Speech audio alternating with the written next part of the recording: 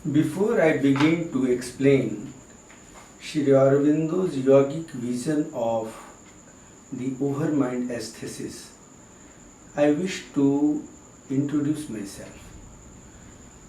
I am Nikhil Kumar. I am a professor of English and I am posted in the University Department of English of Veer Kunwar Singh University, Ara, Bihar in India. Overmind aesthesis is a truth of a very high plane of yogic consciousness, which a man who houses the supramental consciousness, that is to say Shri Aurobindo, alone can visualize. This overmind aesthesis is meant for a man to explore the world of poetry.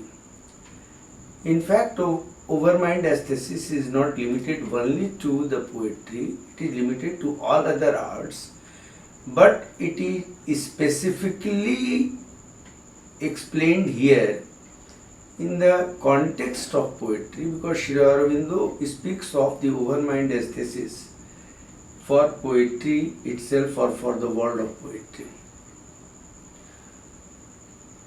In order to understand the overmind aesthesis, or if we look at the phrase overmind aesthesis, we have to concentrate first on aesthesis, on the very vision, on the very concept of aesthesis. Shri Aurobindo, whom we have discovered as a soul who has descended from the unknown eternal heights into this terrestrial existence, nay matter,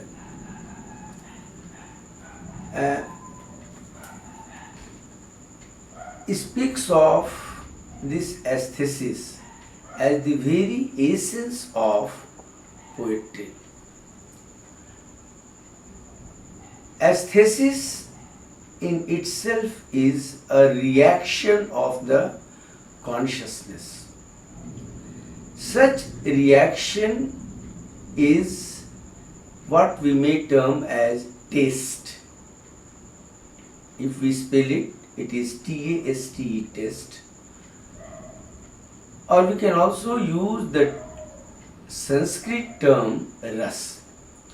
So such a reaction of consciousness is the ras, which we find in poetry.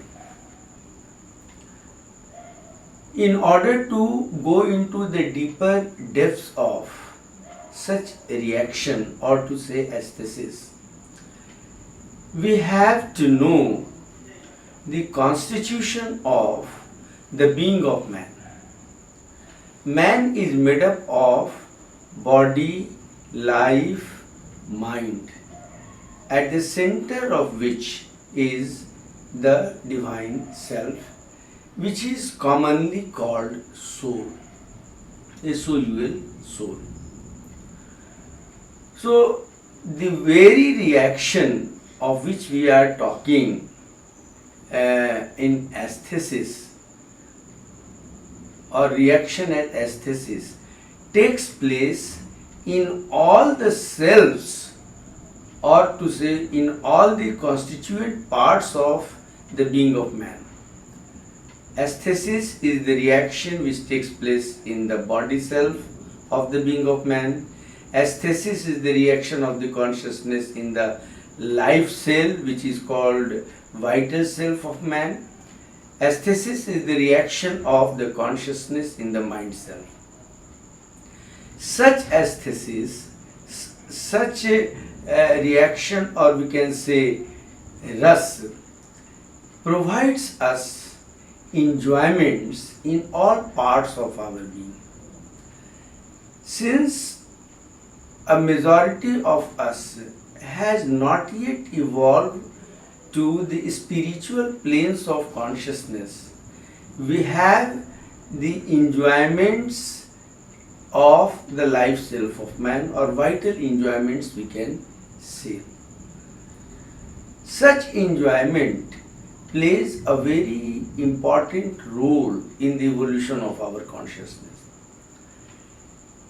This very aesthesis, or to say the reaction, awakens something in us. It goes to awaken something which is hidden in the divine self of man, soul self of man, and it goes beyond the mere pleasure, mere surface pleasure. It awakens something much deeper which is within the inmost soul self of man, or to say the divine self of man. Poetry serves for this very seeking of this ras, or to say this aesthesis. Now let us come to the overmind aesthesis. From the point of view of grammar, when we think of this phrase overmind aesthesis, overmind comes to be an adjective of consciousness. Though in itself overmind is a noun, but as it is well known to everybody that when two nouns comes together, the first one serves as the adjective. So here Sri Aurobindo speaks of the aesthesis, the reaction of the consciousness which takes place in the overmind. We have to recall here that Sri Aurobindo has discovered the domain of spiritual consciousness which exists beyond the plane of intellectual mind consciousness. Spiritual plane of mind consciousness is that plane of mental consciousness where we have the realization of the existence of one divine. And further, Sri Aurobindo has discovered four planes of spiritual consciousness: high mind, illumined mind, intuitive mind, and overmind. On all the four successive planes of spiritual mind consciousness, we have a gradual higher realization of the existence of one divine. So the overmind consciousness, which is the summit of spiritual consciousness on the plane of mind, the mind which is the mind which is the separative principle of consciousness, ends there, and beyond that the world of supramental consciousness, which is integral consciousness, exists there. So the aesthesis which we find in the overmind consciousness is the aesthesis or the reaction or the ras which of the very nature of the overmind plane of consciousness. So overmind plane of consciousness is a cosmic consciousness. It is on this plane where the separative principle of the one transcendent integral supramental consciousness comes into operation, and so many cosmic powers and functions come into existence. So the world of overmind, Sri Aurobindo calls, is the world of gods. When Sri Aurobindo in the opening line of Savitri says it was the hour, HUR hour, before gods, G capital, awake, here he speaks of this very world of overmind consciousness. So the overmind aesthesis is of the very nature of cosmic consciousness which supports the evolution of the terrestrial existence, to be more specific, the evolution which is taking place in matter itself. So here this very overmind plane is the parent of aesthesis. It gives birth to aesthesis. Here we have the universal Anand and universal delight, universal beauty. So in the overmind aesthesis we find universal delight, overmind, universal delight, universal bliss, universal anand, everything which is of the cosmic existence we find in the overmind aesthesis. So since we know very well that the universe has come into existence as a result of the working out of the separative principle of existence, this overmind plane of consciousness has come into existence. Here we can recall the a primordial result which we find in the Rig Veda, Eko aham bahusyam prajayam. I am one, become many, yet remain the same. That is to say, the one transcendent comes to be many. In many, the separative principle of the one transcendent comes into operation, and the creation comes into existence. And in this very creation, a hierarchy of the planes of consciousness comes into existence.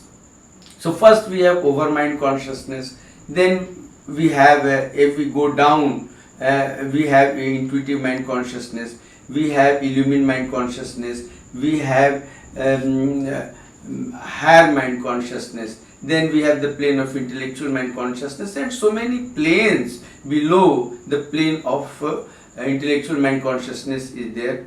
Then a plane of existence comes which we call the plane of life in the world of biological sciences, or it is the plane of energy which is the term which is used in the world of physics. So then again, when the separative principle continues, what we call to be matter or recognized to be matter comes into existence. So the very aesthesis in the overmind consciousness, due to this very coming down of the separative principle of consciousness, which is called involution by Sri Aurobindo, the very aesthesis goes down into the plane of matter, and when it comes to be fragmented, when we come down to the plane of matter, which is the lowest plane of existence as discovered by the Vedic rishis and Sri Aurobindo. So on the lower plane, this aesthesis has its opposites, good and bad. But on the higher planes, because this separativity continues to decay, the very dualities go to diminish, and finally when we come back to the plane of divine consciousness, we have ecstasy. The ecstasy which is a return journey towards the plane of overmind consciousness, and here the reaction which we find, this reaction is nothing but a universal delight, universal bliss, or what we can say universal anand. So that's all on the point of overmind aesthesis.